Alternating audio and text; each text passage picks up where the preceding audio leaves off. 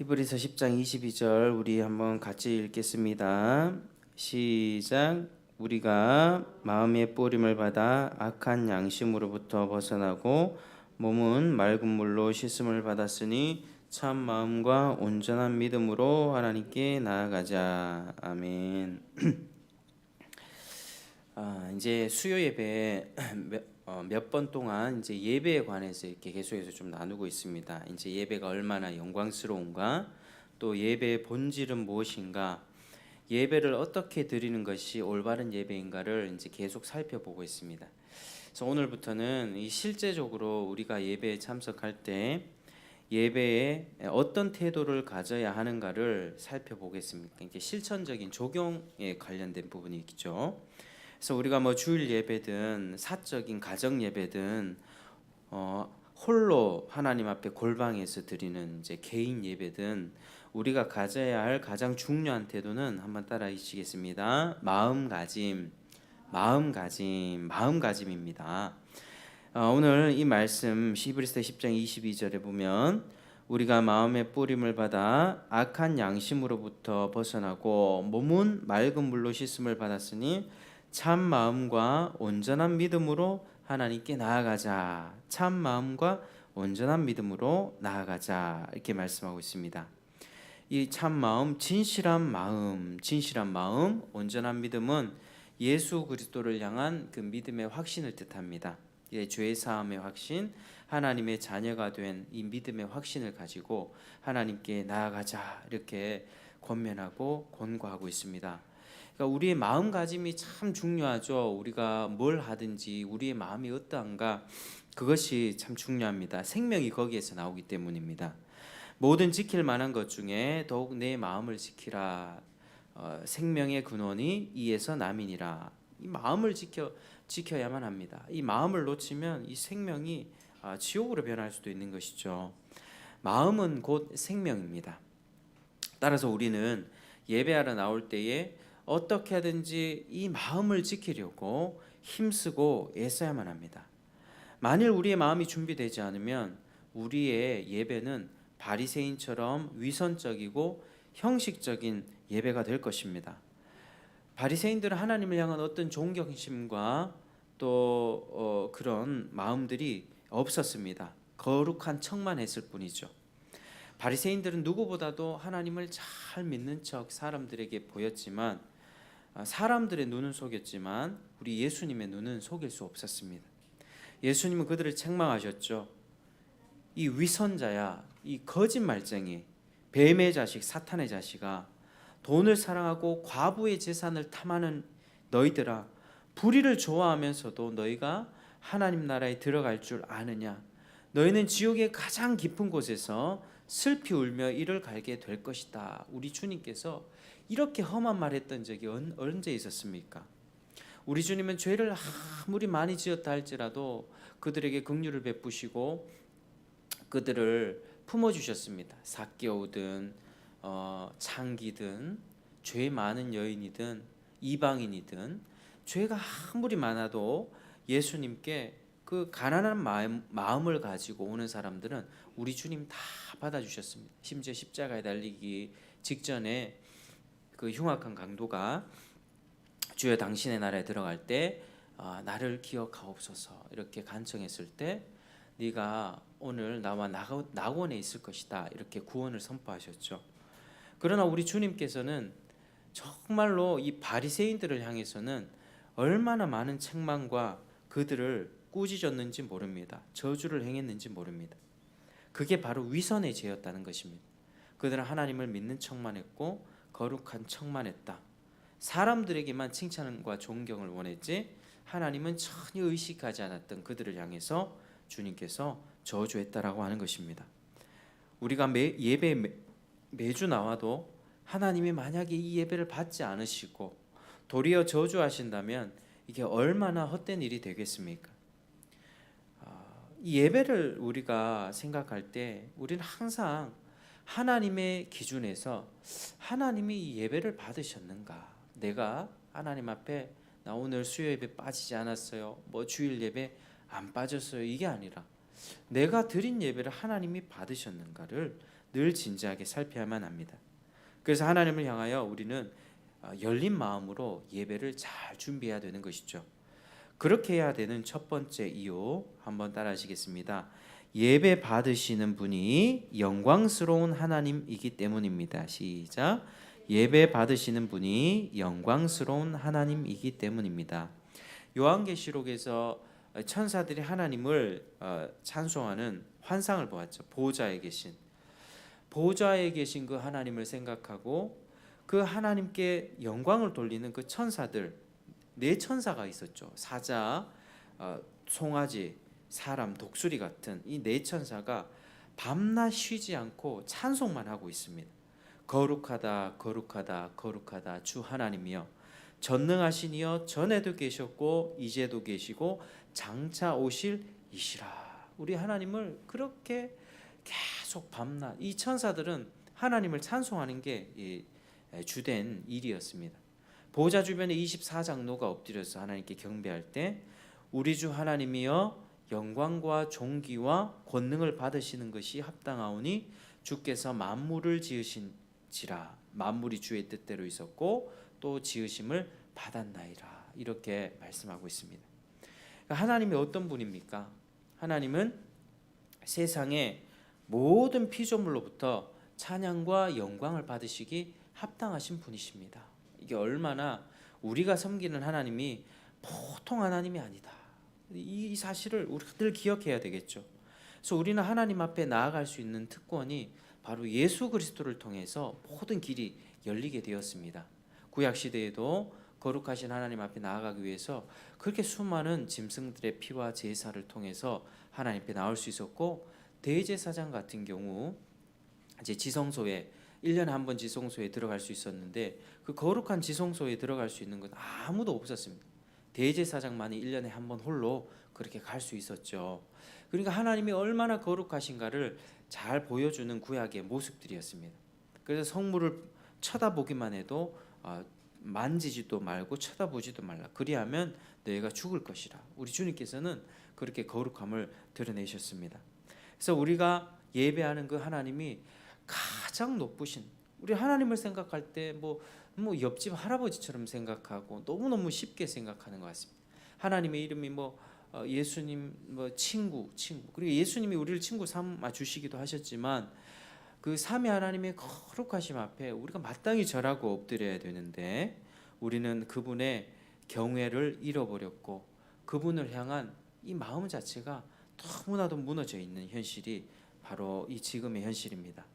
그래서 우리는 하나님을 생각할 때 바로 예배 받으시는 하나님이 가장 영광스러운 분이기 때문에 우리는 참된 마음으로 준비를 해야 되는 것입니다. 자, 두 번째, 마음을 준비하는 두 번째 이유 한번 따라하시겠습니다. 우리가 세상 속에서 마음이 더럽혀지기 때문입니다. 시작. 우리가 세상 속에서 마음이 더럽혀지기 때문입니다. 예배당을 벗어나면 어떻습니까? 이 세상 문화는 바벨론 문화죠. 바벨론 화려합니다. 사람들이 먹고 사는 모습, 우리가 가까운 곳에 롯데 아울렛만 가도 사람들 얼마나 잘 입고 다닙니까? 잘 입고 다니고 마트를 가도 이렇게 끌고 다니는 유모차도 굉장히 럭셔리하고요. 너무너무 좋습니다. 그래서 만약에 내가 조금 옷이 좀 이렇게 별로 예쁜 옷이 아니고 신발도 별로 좋은 신발이 아니고 이런 내가 조금 누추한 모습으로 가면 그 화려한 문화 앞에 속에서 조금은 위축될 수 있을 만큼 세상의 문화는 그렇게 화려하게 돌아가고 있습니다. 그러니까 예배당을 벗어나면 그런 문화들이 보고 듣고 각인되죠. 영상으로 각인되죠. 유튜브, 웹툰으로 세상의 악한 생각들이 얼마나 이 밀물처럼 들어오는지 모르겠습니다. 그러니까 우리 사람들은 뭘 마실까를 늘 고민하죠. 또 뭘 입을까? 또 어떤 옷을 살까? 무슨 게임 할까? 또 오늘은 어떻게 지낼까? 폭력적이고 음란한 영상과 우리 재미와 쾌락을 자극하는 그런 허무한 영상들이 참 손에 많이 펼쳐져 있습니다. 그러니까 이런 영상들과 이런 소식들 통해서 우리 마음에 자꾸 두려움이 생기는, 두려움과 걱정, 근심, 생각들, 탐욕들이 충돌하는 것입니다. 그러면 이내 우리 마음이 흔들리게 되는 것입니다. 마음이 잘 잡히지가 않죠.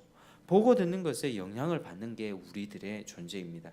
그래서 이런 마음으로 우리가 가득 차 있는 상태에서 예배당에 딱 와서 앉아 있다면 늘 머릿속으로 내가 묵상한 걸 우리는 떠올리게 됩니다. 세상 가운데 그걸 자꾸 생각하고 곱씹고 돌아오면 딱 앉아 있으면 찬송이 되고 기도가 열리고 이 하나님 앞에 말씀 들을 수 있는 귀가 열리는 게 아니라요, 자꾸 그것만이 생각나는 것입니다. 하나님의 말씀을 전혀 들을 수가 없는 것이죠. 와서 또 피곤하고 졸다가 가기도 하고 그렇게 하는 것이 우리들의 연약함입니다. 앉아만 있을 뿐 하나님이 받으시는 예배를 결코 드릴 수가 없다는 것입니다. 그래서 하나님은 세상에 살면서 마음이 완고해지지 않도록, 완고하다는 것은 악하고 고집스럽다는 뜻이죠. 그 주의하라고 말씀합니다. 히브리서 3장 23절, 오직 오늘이라 일컫는 동안에 매일 피차 권면하라, 서로 권면하라고 하는 것입니다. 너희 중에 누구든지 죄의 유혹으로 완고하게 되지 않도록 하라. 피차, 교회 공동체가 중요하죠. 믿는 사람들의 이 관계가 그렇게 중요합니다. 우리는 죄 짓고 세상 가운데 살아가는 우리들을 서로 견제해주고 하나님 앞에 마음이 완고해지지 않도록 이렇게 서로 권면하라고 그렇게 말씀하고 있습니다. 보고 듣는 것을 절제하지 않으면 그 생각에 사로잡혀서 마음을 점차 뺏기게 되고요, 하나님과는 점점 멀어지고 생명력이 없어지게 되는 것입니다. 그래서 우리가 매일 말씀, 기도 말씀 매일 실천해야 되는 것입니다. 개구리를 냄비에 넣고 약하게 불을 올리면 개구리의 피부는 온도에 적응을 합니다. 따뜻하게 느낍니다. 물이 따뜻해진다고 좋아하죠. 그러다가 물이 점점 끓으면 나도 모르게, 개구리도 모르게 삶아져 죽게 되는 것입니다. 우리 신앙생활이 이와 같습니다. 내가 마음을 지키지 못한다면, 내가 세상 가운데 절제하지 못한다면 화려한 바벨론 세상 문화는 우리를 취하게 만듭니다. 이 화려한 포도주의 잔으로 우리를 취하게 만들고 이성을 마비시키고 하나님을 점점 떠나게 만드는 것입니다. 사탄이 하와에게 접근할 때 협박했습니까? 야, 너 이거 안 먹어? 이거 빨리 먹어. 안 먹으면 가만히 안 둘 거야. 협박하지 않았습니다. 그는 굉장히 교묘하게 아주 그럴듯한 거짓말로 하나님이 쪼잔한 분 같이 느껴지게 하면서 서서히 그의 마음을 빼앗았다는 것입니다. 그 마음에 서서히 지분을 빼앗았던 거죠. 깨어서 우리가 이것을 인식하지 못하고 또 싸우지 않으면, 우리가 공격적으로 대응하지 않으면 우리는 당할 수밖에 없습니다. 공격적으로 적극적으로 말씀과 기도로 내 마음을 지켜내지 못하면 절대로 이 싸움에서 이겨낼 사람이 없는 것입니다. 왜냐하면 우리는 연약하기 때문이죠. 우리 중에 누구도 자기 스스로 하나님으로부터 오는 이 말씀과 또 기도의 성령 충만한 능력을 공급받지 않고서 우리 스스로 신앙을 지켜낼 수 있는 사람은 아무도 없습니다. 아무도 없습니다.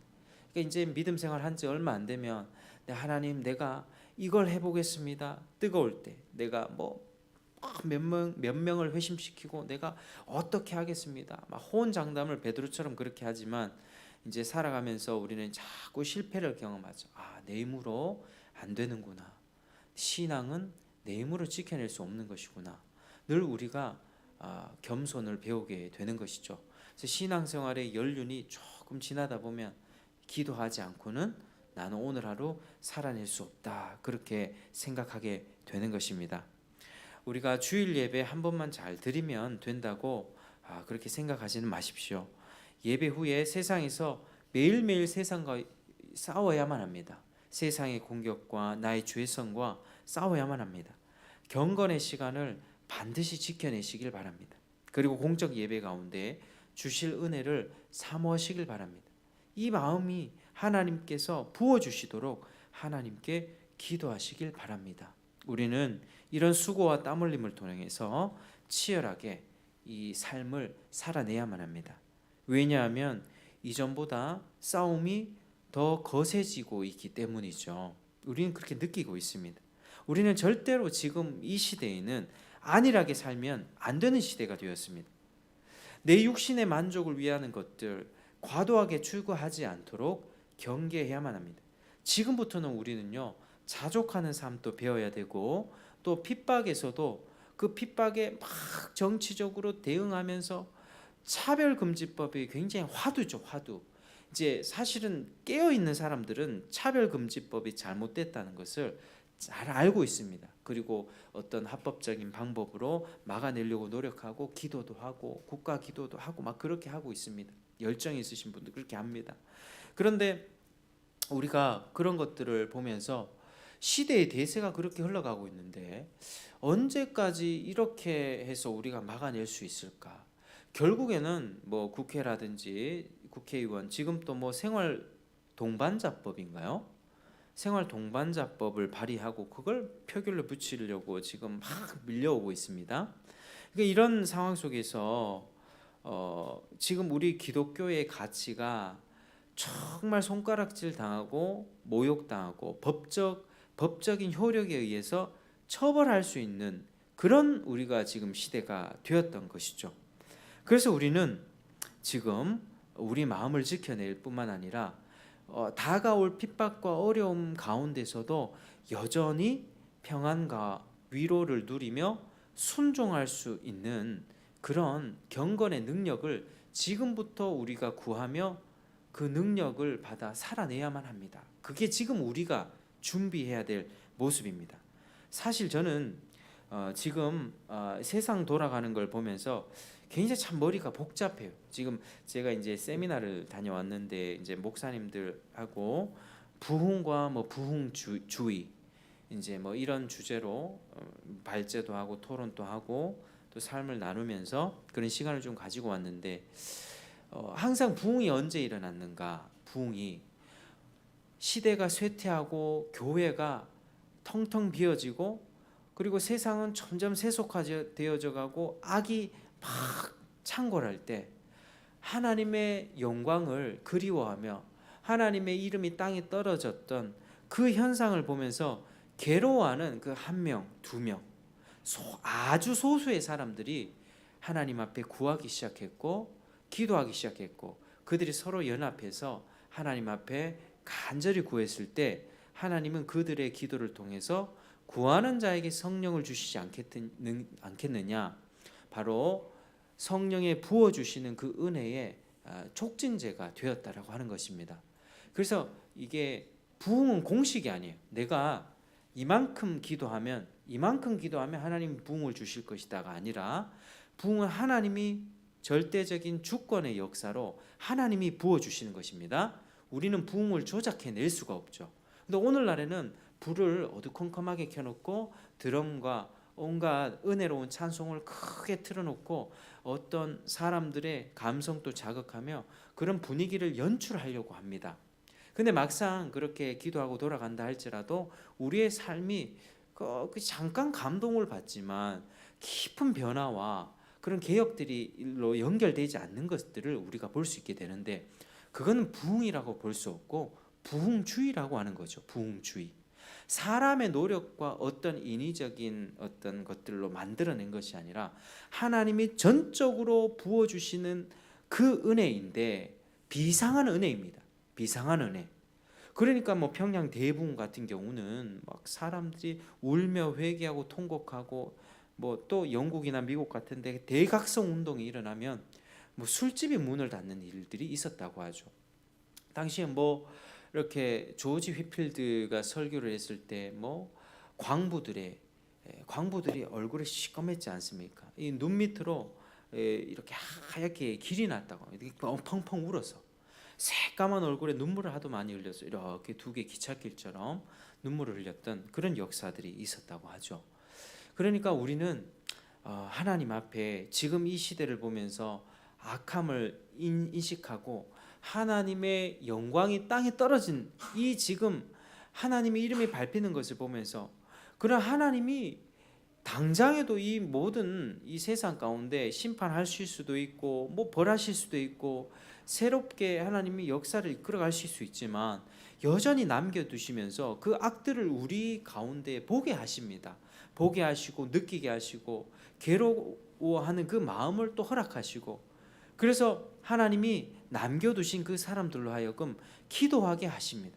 간절히 구하고 기도하게 하시고 하나님이 위로부터 부어주실 때 그로 인하여 하나님의 그 부흥의 역사가 일어나는 것이 그 부흥사의 원리였습니다.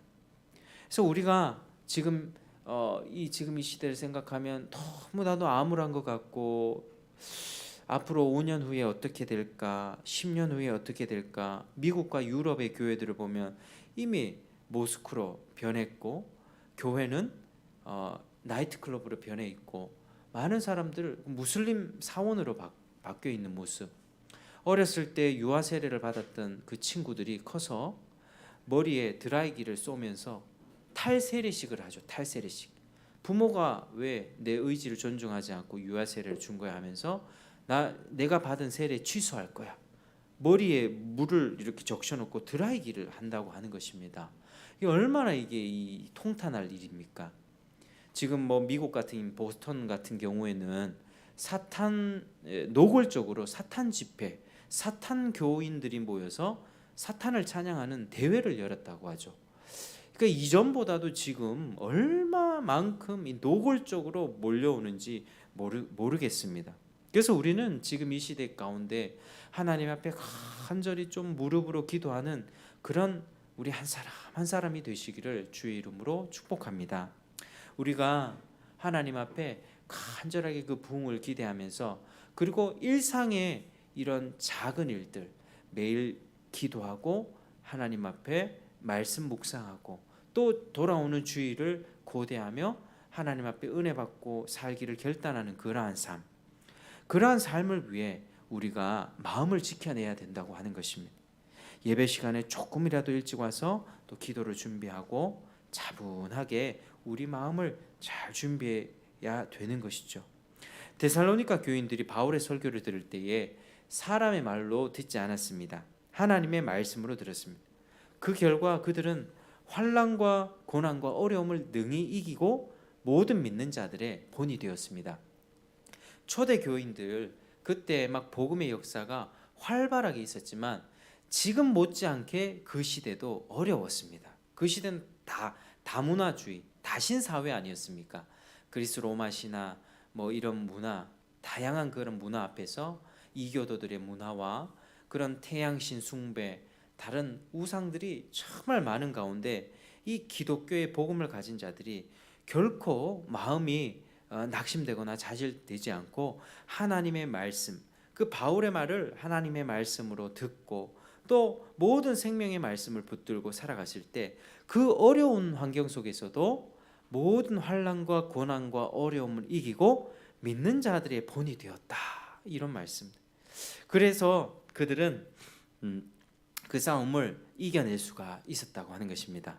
그래서 우리가 모두가 지금 어려운 시대이긴 하지만 더 강하고 더 위대하신 하나님을 바라보면서 우리에게 맡겨진 사명과 일들을 더 잘 감당해내시기를 주의 이름으로 축복합니다. 하나님이 받으시는 예배자가 될 수 있도록 매일의 작은 일들, 매일의 경건생활과 하나님 앞에 마음을 지키며 살아내기 위해 노력하는 모든 삶들 하나님이 그거 헛되게 받지 않으실 것입니다.